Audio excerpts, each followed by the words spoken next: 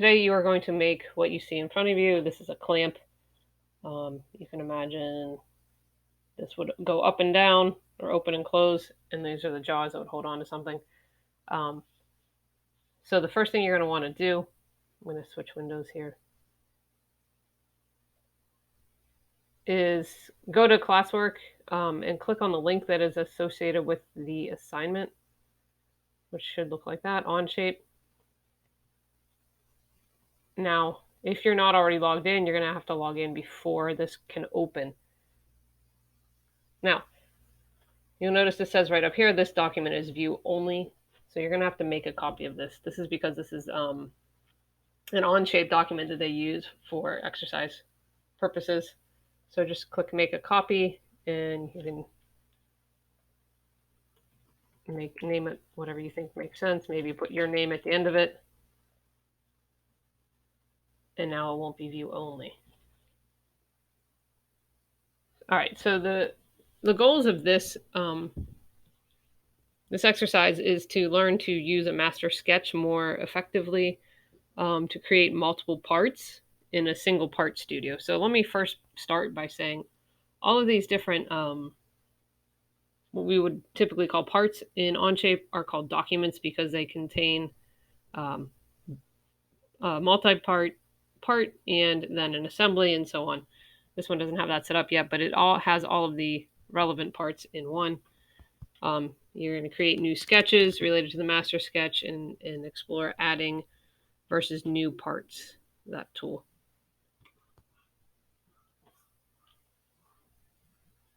Okay.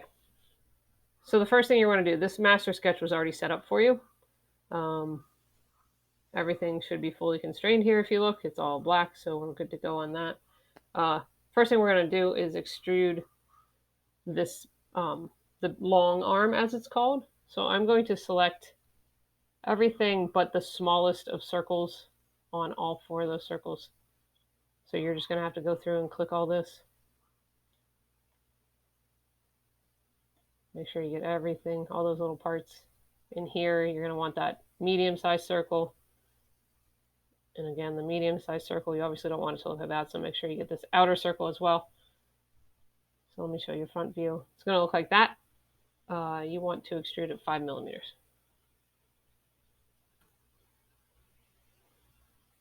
And hit the green check. Our first part's been created. We're going to right-click and rename it.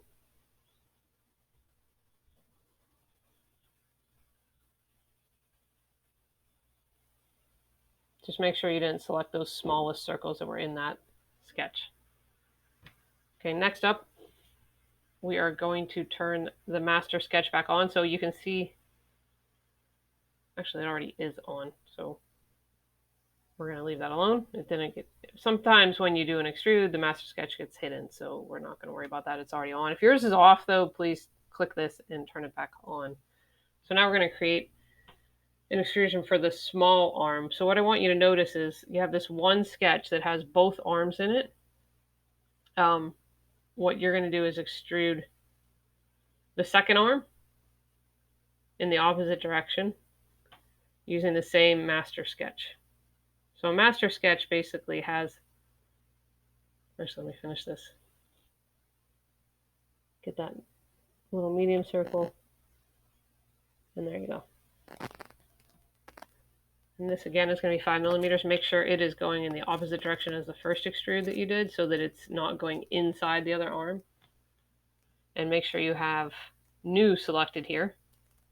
The difference here is if you say add, it will make these two parts be the same part as if they were molded together or all made of one part. If you say new, this is going to be a separate part, and you can see it automatically creates another part down here in the part studio. So down here is the list of parts that are all made up within this bigger part studio. You can see here these two blocks are making it look like there are multiple parts within one folder. So that's what that is. So again, if I say add, you'll see it doesn't have a new part here. If I say new, that means new part. And we're going to hit the green check.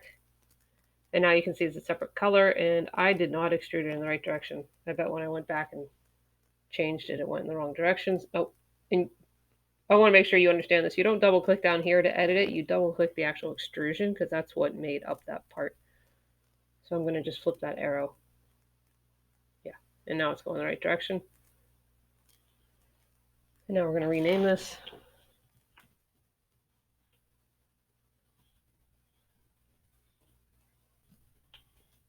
Okay, so now we have these two arms created. You can see they're two parts. They're separate parts. I can turn one on or look at both of them, and they're independent parts. So that's what makes this unique, is two parts were made from the one singular sketch. And again, the nice thing about that is these are all related. If you look, these circles are all equal to each other across the way, and there are different sketch relationships that define how these two arms interact. Okay, so the next thing we're going to want to do is create a sketch for the grip arms. The grips are those rectangular blocks at the bottom, as you see here. So that's what we're going to do next. I'm going to start by picking this surface. Make sure you have the inside surface where it intersects with the other arm, and click the sketch to create a new sketch there. And I'm going to click back to get this straight on view. And I'm going to zoom in right down here on the end of this. We're going to create that rectangle right here, but make sure you have the center point rectangle, because what I'm going to do is pick the center of this circle here and then draw. This is a rectangle tool, so it doesn't make it automatically a square. So there you go. Now to make it an automatic square, you're going to just set those two lines equal. So use your constraints. It's a little bigger than we wanted, but that's fine. We're going to dimension it.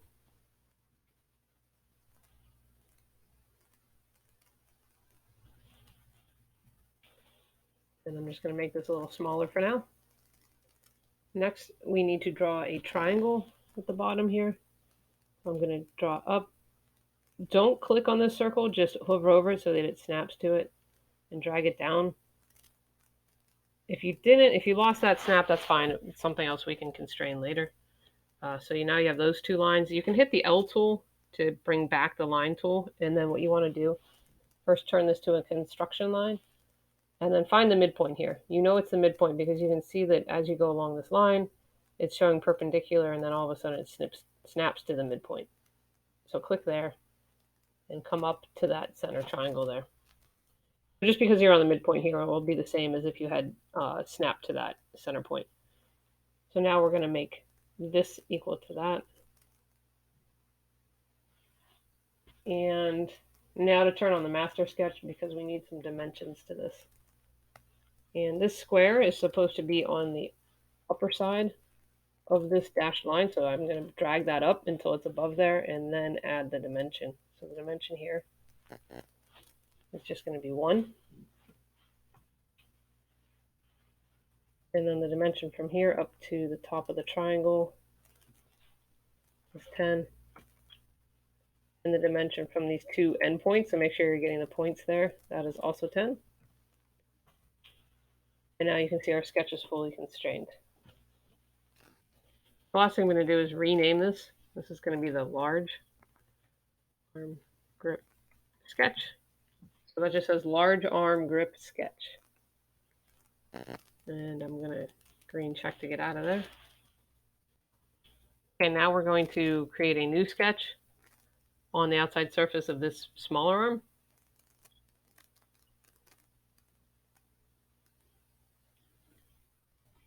And now we're going to draw the exact same sketch here. So you can start, make sure you have the center point rectangle, pick the center, and now we can set them equal across the way. And then you have to draw that same triangle. I'm going to hit L right now to lose the line tool, and then I'm going to hit L again to get it back. Those are just some shortcuts that might make it easier for you if you're using a Chromebook. And if you can see, this time I didn't snap to the middle of that circle. So now my line here is not in the middle. Like it's in the middle of this line, but it's not horizontal. So that's okay. We can just come in and set that to be, sorry, I said horizontal, I meant vertical. And we also want to change that line to be a construction line. Sorry, I need to hit escape, and then I can hit that. Lastly, we're going to make those lines equal again. So these are equal to each other. What did I just do? Okay, I'm going to hit equal. There we go. And then this is equal to that. Okay, and then now you can see the last thing that I haven't put a constraint on is this blue line. So I'm going to set those two to be equal. And something here is still not equal. Let's see what's moving around. Yeah, so the center line has to be equal here as well.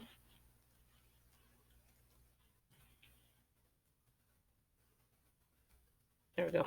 So now everything's fully constrained. We're done with that sketch. You want to rename this one. It's going to be the small arm grip sketch.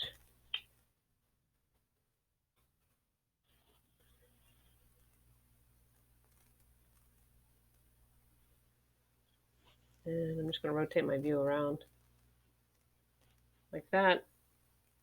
I'm going to turn my master sketch off for now just so I don't have so many lines showing. And now we're going to create a reference plane. So to create work planes, you click on this button. And we want it to be 25 millimeters offset from this surface. So we're going to pick this surface. And it's already set to 25 millimeters. Make sure, though, it's going in the right direction. So we actually want it to be flipped. So we're going to flip that. You want it to be, again, towards the blue or towards your smaller arm. And then you can right or green check to select it, to finalize it. And we're going to rename this again and say mid-plane.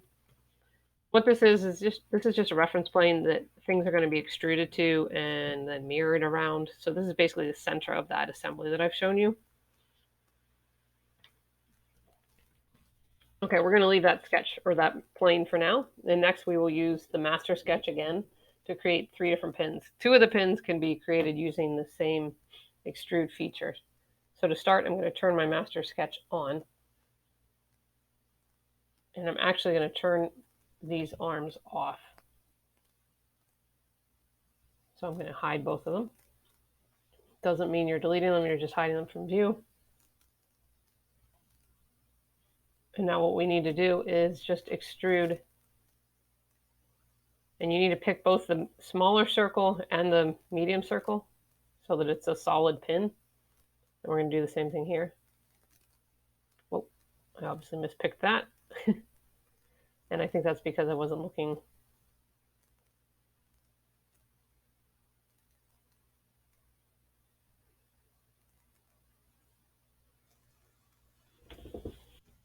Okay, you need to get in here and make sure you get that medium circle. And in this case, I got the whole thing all at once. And here's this one's a little bit different. We are going to do 2 different extrusion directions here. So we're going to first say up to face. And the face we're going to is a mid-plane. So you can select this mid-plane. And now you can see that's in this direction. And then the other direction we need, you want to pick second end position, and that's going to put it in the other direction. And now we're going to say up to face. And for this, we're going to have to turn our large arm back on. And we're going to go up to that face.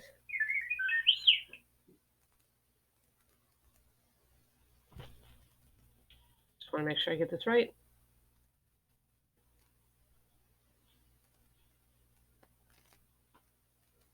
So now you can see these pins are going that far in that direction and up to this surface in that direction. Actually, it doesn't look like they're really going up that far. Let me check and make sure I got that right.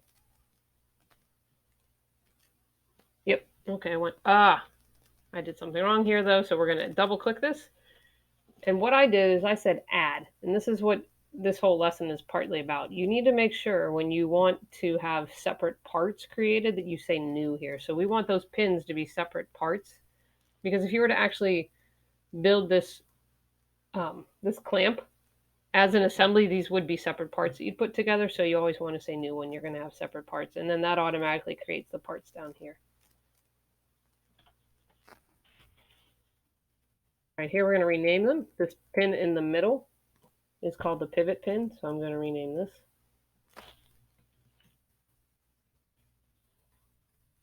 And then the other one up on top of the L is called the large arm pin. Okay, so it's important to notice, and I made that mistake, and that was a good mistake to make because you now see the difference between saying add or new. The other thing I want you to notice is that these pins actually interfere with the clamp arm. So in other words, there is blue material inside the gray material. We'll fix that later. Okay, the last thing we're going to do is model that third pin, and the third pin is going to be down in this area. I'm going to rotate my view, and I'm going to hit extrude. I want it to be new, and I'm going to pick the medium circle, and I want it to be a solid pin, so I'm going to pick the center circle as well so that we get that full circle. And this, unlike the other pins, only needs to be extruded in one direction. So I'm going to say up to face, and this time the face is going to be the midplane. So you'll see this is going to change the direction. And it looks a little funny because we don't have the small arm on, so I'm going to turn that back on. And here you'll see again how it's interfering with the other arm. All right, we're going to rename this one. This is the small arm pin. Okay, I'm going to turn off the master sketch and this other arm grip sketch just so we don't have to look at it. And now we're going to deal with the fact that these interfere. You can see the fact that you can see the red and the orange, I guess you'd call that, and the blue sort of on top of each other. So that's what that means. So we're going to use what's called a Boolean operation. And that's right up here. So the word Boolean is often used in coding. You can say it stands for adding, subtracting, such as add, and, or, not, that kind of thing in coding. So if you're familiar with that, that word might make sense. So basically union means anytime you want to join two things together, this would be subtract. So we actually want to subtract because we want to subtract one shape from another. Okay, so to do a subtraction, you're going to have to select the tools, which are the parts that are going to do the cutting or the subtracting. Sorry, I picked the wrong thing.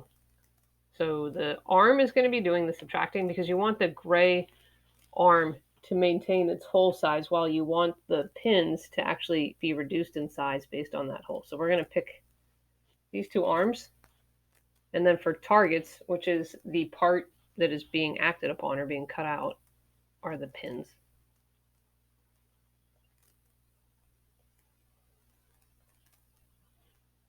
And you want to keep the tools. So if you don't check keep tools, it will actually erase the tools because it thinks those were just sort of helper parts that you created. So now you can see, if I hit this, now that double shaded area is gone. So that means that our pins are now of the right shape. And if I hide this, you can see they now have this little tab section to it.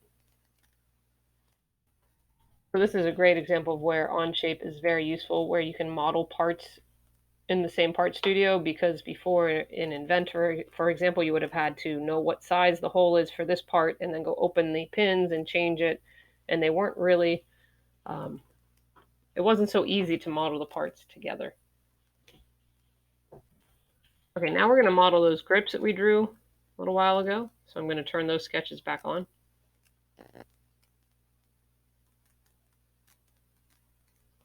And get to a good viewpoint. Okay, so I'm now going to hit extrude. If you hit, also, by the way, if you ever see these buttons, it says Shift E. If you're using a Chromebook, you might want to just hit Shift E instead of having to always click on a button. And there's your extrude window that comes up. So now you're going to want to pick everything that you see me picking, including the center circle.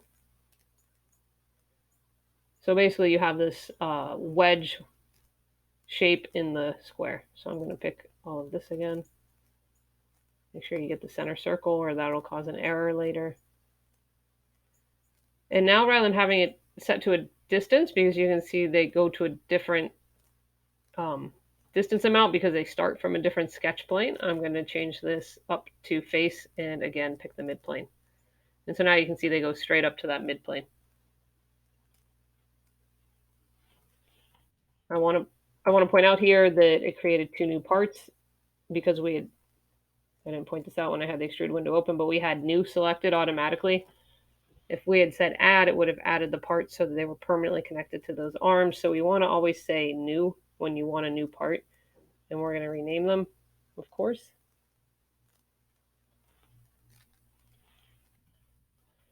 And make sure you get them named. Your part 6 and 7 might be flipped. So this is the larger one. It's on the large arm, so I'm going to name that large arm grip. And the other one will be small arm grip.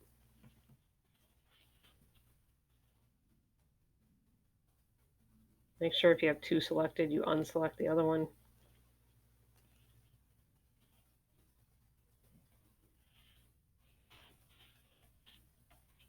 Okay, I just want to point something out here. You can see that all of our extrusions have gone up to this mid-plane sketch, and you can imagine we're going to then mirror things around that. But before we do that, I want to point something out. These grips right now are not actually inside this pivot hole, so they would just fall out, which makes no sense. So we're going to now do another extrude, and we're going to extrude this circle here.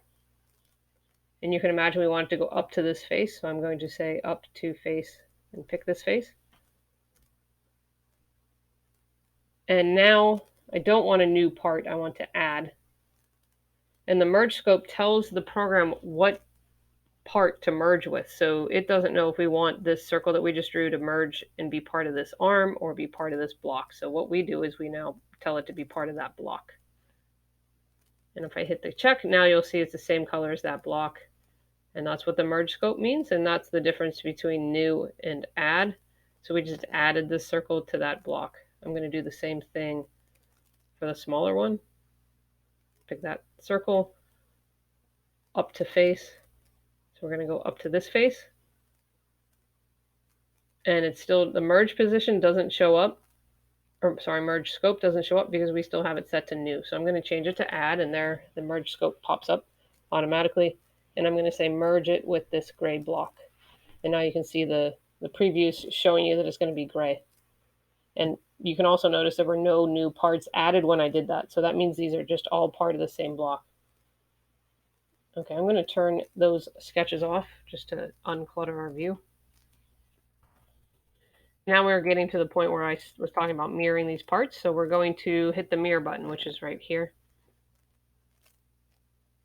You could probably, let me see what I was hoping for the shortcut key, but I guess it didn't give it to me. Okay, so we are not going to create new parts. We are going to instead add parts together. And you'll see why in a minute. So I'm going to pick all 5 of the parts I just extruded, so the 3 pins and the 2 grips.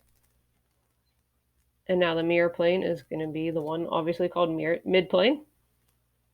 And the reason we wanted to say add instead of new is because we want these pins to actually just be one continuous pin and not 2 separate pins. Now we should hit the green check, and everything is, you can see now if I hide one of these pins, it's going to hide the whole thing because that is all one part now. Okay, one of the last things we're going to do is fillet the parts.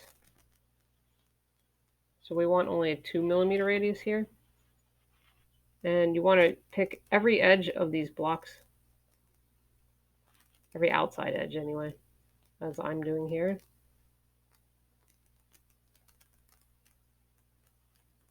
And then the last 2 edges that you want, so you want a total of 10 edges. The last 2 are these inside corners. And you can see it shows up as a feature here, but it's not a new part. So this fillet just goes with that part. So this is where the Part Studio really is a powerful tool. You can see if I hide this, everything that goes with it is hidden, everything that was merged with it. So, the pin, the block, the fillet, so on.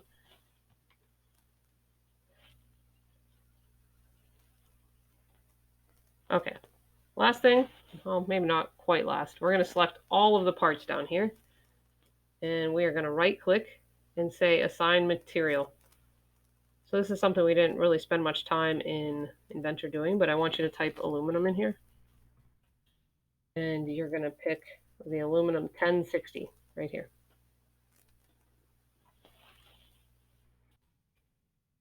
Okay, and now I'm going to hit escape so that I don't have all of those selected.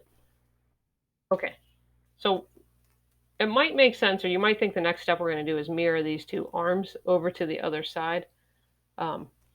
But that's not what we're going to do. As you might remember, that's when you would want to use the assembly tool. The final clamp design will use 2 instances of each arm and 2 instances of the large pin, but we only model one in the part studio, and we'll later assemble it together. So remember, we'll take care of that in the assembly. That's why this looks incomplete. Okay, the last major step we're going to do is edit the master sketch, just so that you can see how this all relates. So if I check or double click on this, everything, I don't want to say goes away, but you have only the master sketch because it's like going back in history, and the only thing we have open right now is the sketch itself. I'm going to give myself a front on view. Maybe. There we go. And I'm going to change a bunch of these dimensions. So just follow along. Outside one goes to 300. It'll look crazy for a minute. And once you get everything changed, it'll start looking better. So inside circle goes to 75. I didn't say that, but this one was 125. This goes to 25.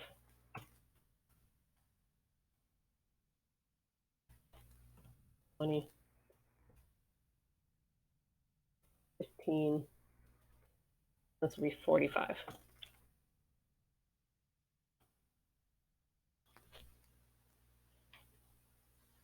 And now if we accept all those changes, you're going to see that everything followed along with it. The pins grew with the change in the circle size and so on. The other thing I want to change is the distance that the midplane is offset. So basically the pins are going to get longer. And that changed everything as well. Now you can start to see the power of using a master sketch, because everything is interrelated in these parts, and so even the pins will change when you change the master sketch. I'm going to hide that master sketch. The last thing I want you to do is to select all of these parts again. And then if you click here, it will give you a mass property. That is the mass of this whole thing. This is sort of like a check to make sure you did your work all correctly.